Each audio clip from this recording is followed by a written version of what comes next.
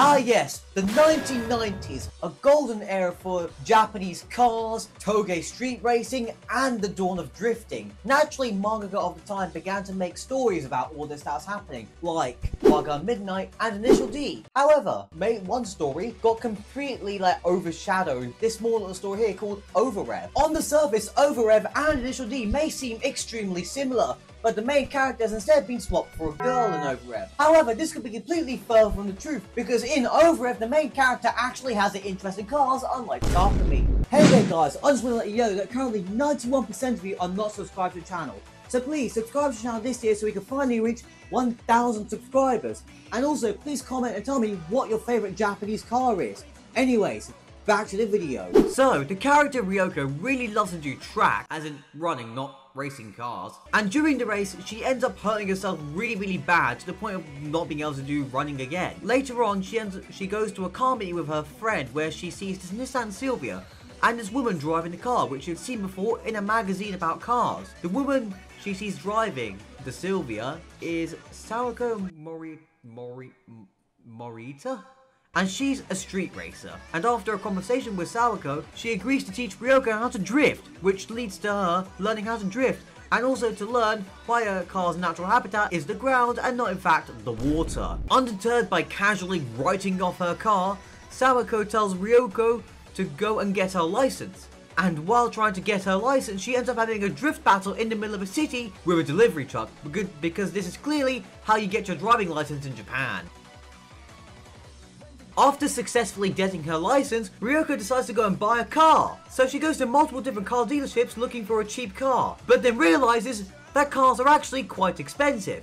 So after going to a few more dealerships, she ends up having to go to a junkyard to buy a car. The person at the junkyard offers to sell her a Toyota MR2 for about 70,000 yen, which in today's money is about £370. Which is a fucking steal. Something this manga does incredibly well is making all the characters feel not forgetful. As in, all the characters are not just bland like Letty from fucking Fast and Furious. But the only time she was actually genuinely interesting was in Fast and Furious 6 when she shot Vin Diesel. Also, in cars and a lot of motorsport, most of it is pretty much just dominated by men. And especially in the media side of it, if we look at the anime Initial D, 90% of the characters are pretty much just men, except for Mako Sayuki and that one girl with the Mazda RX-7. Also, in motorsports, there are a lot of really good women racing drivers. For example, one of my favourite ones is Michelle Mouton, who drove for Audi in the 1980s in the rally series Group B. Have you done anything about Group B? Group B was one of the most dangerous rally events ever. It got banned because of how dangerous it is.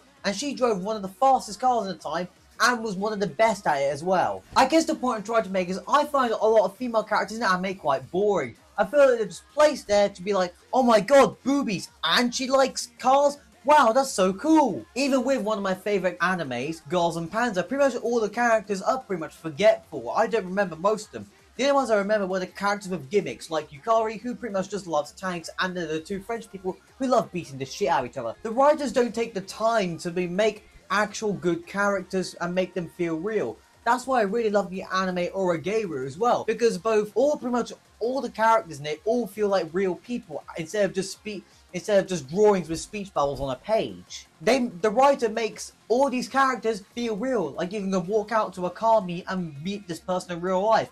They feel real, they don't feel 2D. Moving on from that, the art style is absolutely amazing. It's the 90s anime art style that I really love, and it just looks so cool. And also, just the attention to detail to the cars, everything about the cars, it just looks amazing. And also all the attention to detail just around it. It just looks so cool. Now guys, I'm gonna be real with you. I have not read all of this manga. I've only read about like 10 and 20 out of the 350 fucking chapters they are. And I'm still gonna continue reading this as I keep doing it. And once I finish it, I will definitely do a full-on review of the whole thing. But this is more like my first impressions / I really like it. And so far, definitely, this manga is definitely just a 10 out of 10. It's just so good. You need to watch it. And if you want to watch another manga review about another car manga called GT Girl, watch this video here.